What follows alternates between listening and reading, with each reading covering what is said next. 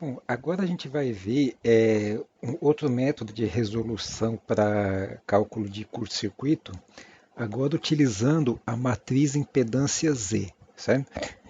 A matriz Z é a mesma que vocês viram lá em circuitos 1, quando fazia análise de malha, tá?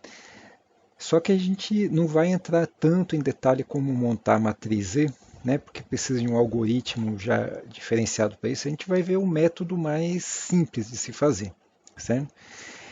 Enfim, mas esse método que a gente vai ver agora é o método que são utilizados pelos programas que fazem o cálculo de curto-circuito, tá? Então, eles precisam saber quem que é a matriz Z, a matriz impedância, e o que eles fazem depois nada mais é que aplicar o teorema da superposição, certo? Na condição pré-falta e na condição de falta, né, para mostrar tanto as tensões nas barras quanto as correntes nos ramos. Tá? Antes da gente entrar, vamos usar essa figura aqui para facilitar o raciocínio nosso. Então, vamos supor que você tem aqui uma rede elétrica, certo? A parte de uma rede elétrica, quer dizer, né? Não é a rede elétrica toda. Então, vamos supor que nessa barra aqui do transmissor você tem uma tensão de 10 volts, aqui você tem uma tensão de 8 volts e aqui na linha você tem uma corrente de 5 amperes. Tá? Isso numa determinada situação de operação. Vamos supor que aqui é a condição pré-falta. Aí vamos supor que na mesma rede elétrica, na condição durante a falta, você tem aqui uma tensão de 2 volts, lá no receptor uma tensão de 1 volts e aqui na linha uma corrente de 1 ampere. Então o que acontece? Pelo teorema da superposição, a gente sobrepõe esses dois diagramas e vê qual é o efeito resultante. Né? Então, sobrepondo esses dois diagramas, a gente tem isso aqui. Né? Como se aqui na barra do transmissor 10 mais 2 resulta em 12 volts, no receptor 8 mais 1 resultaria em 9 volts, e a corrente no ramo, somando as duas correntes, resultaria em 6. Tá? Então, vamos ter isso em mente. Tá?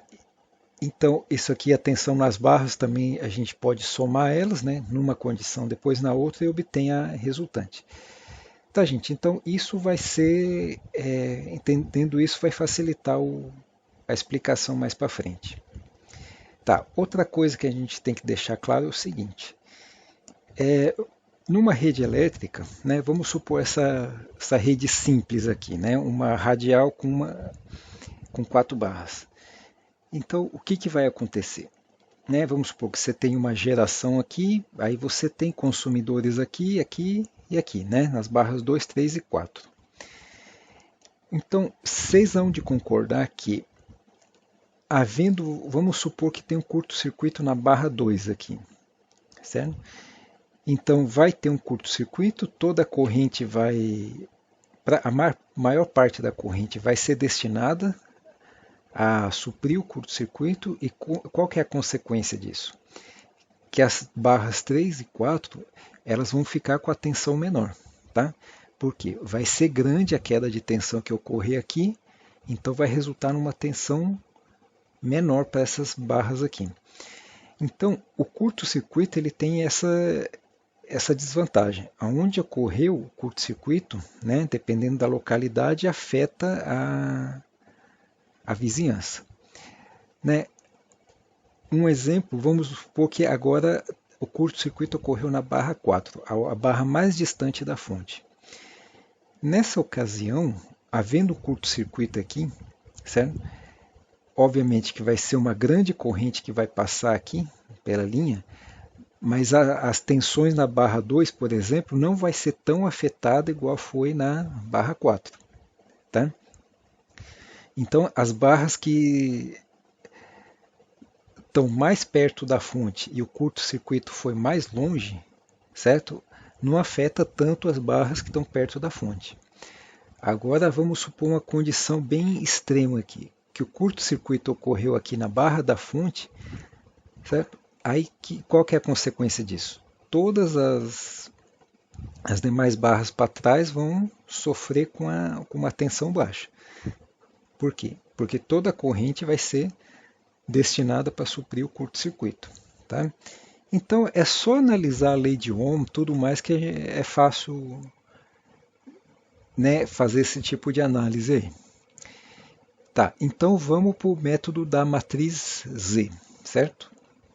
Então a gente tem aqui, ó, é o mesmo exemplo que já está aqui na apostila aqui, certo? Que a gente viu ele pelo teorema da superposição, aplicando o Thevenin, certo? Que é esse diagrama aqui, tá? Então eu estou na página 19 da apostila, certo? Ali tem os parâmetros dele, tudo mais ali.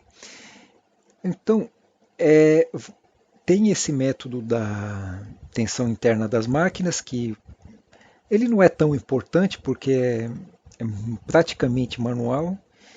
Tem o método da superposição e o teorema de Thevenin, que, né, ele está melhor explicado naquele vídeo onde foi respondido a dúvida da Gabriela, certo? Então, e aqui tem um terceiro método, que é usar a matriz impedância, certo? Então vamos fazer o seguinte, como é que a gente vai aplicar o método?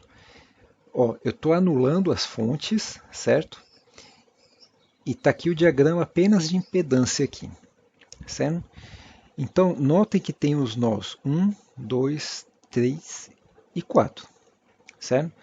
São 4 nós, então a impedância nossa, a matriz impedância vai ser 4 por 4, e está aqui ela, certo? Não vamos se preocupar agora como que foi obtida essa matriz impedância. Vamos aceitar por enquanto, depois a gente comenta como é que é obtida a matriz impedância. Certo? Mas o que acontece? Quando você vê uma matriz impedância, qual que é a informação importante que ela está te dando? Então, a informação está contida aqui na diagonal principal. Certo? Então, o que quer dizer o elemento Z11 aqui? Quer dizer que é a impedância equivalente vista pela barra 1, pelo nó 1. Aqui nesse caso, aqui, se a gente for ver a impedância equivalente, vai ser 0, né? Porque aqui está em curto-circuito, então não adianta nada o que tiver para cá, vai ser 0. Então, esse elemento aqui, J012, que é o elemento Z22 da impedância. Que informação é essa? É a impedância equivalente vista por esse nó. Ou seja, se você tirar esse paralelo, o paralelo desse ramo com esse outro ramo, vai achar aquele J012. Certo? Aqui, Z33, que nesse caso é J012 também. É daqui, ó, você pega ele aqui, tira a impedância equivalente vista pela barra 3, que você vai achar esse elemento. E Z44 também. Certo? Aqui tá, como está em curto, então vai ser 0. Tá? Então, quando você receber uma matriz impedância, você olhar para a diagonal principal, então, para cada ordem ali, cada elemento, você sabe quem é a impedância equivalente. Tá?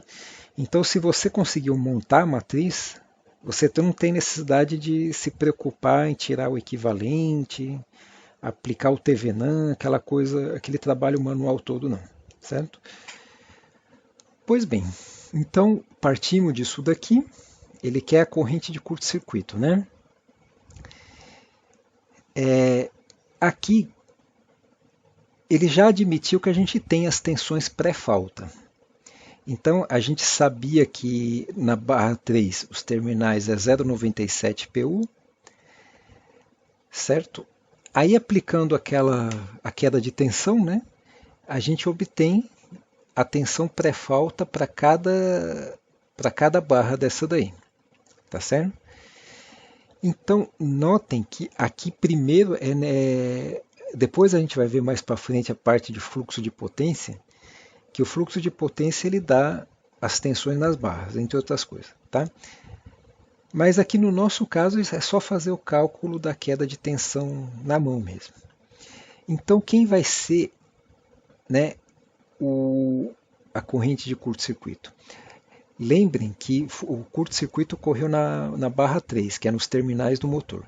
Então é só pegar essa tensão pré-falta na barra 3 e dividir pela impedância equivalente vista pela barra 3, né? A impedância vista pela barra 3 é esse J012, a tensão na barra 3 é 0,97 PU e a corrente de falta é essa, que é o mesmo caso que a gente obteve, né, no método anterior. Ok? Bom, o que a gente faz agora então? Eu quero saber quem são as tensões resultantes da corrente de curto-circuito. Ou seja, você tem uma corrente de defeito na sua rede, e o que essa corrente de defeito faz com as tensões nas barras? Qual que é a variação de tensão que ela provoca nas barras? Então, isso é dado por essa expressão que vocês estão vendo aqui, certo? Então, aqui nesse lado aqui, você tem o vetor, né, daquilo que as tensões nas barras vão sofrer em função dessa corrente de defeito aqui. Então, está aqui a matriz impedância, aqui esse vetor das correntes, ele é todo nulo, com exceção da ordem numérica da barra que está em curto-circuito, que no nosso caso é a barra 3. Então você põe menos IF aqui, o IF é a corrente que você calculou da falta aqui. Tá? Então aí você resolve essa equação matricial aqui, certo? Então jogando tudo na calculadora você obtém isso daqui. Aí o que está dizendo aqui? Que na barra 1 não afetou em nada, na barra 2 afetou esse 0,64 fase 180, na barra 3, né, afetou esse 0,97, né, fase 180. Tá? Então agora a gente aplica a superposição, certo?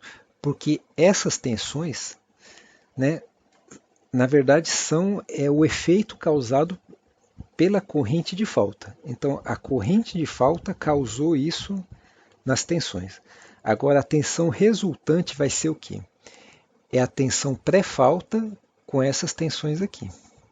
Então está aqui a aplicação. Então a tensão resultante é esse vetor aqui.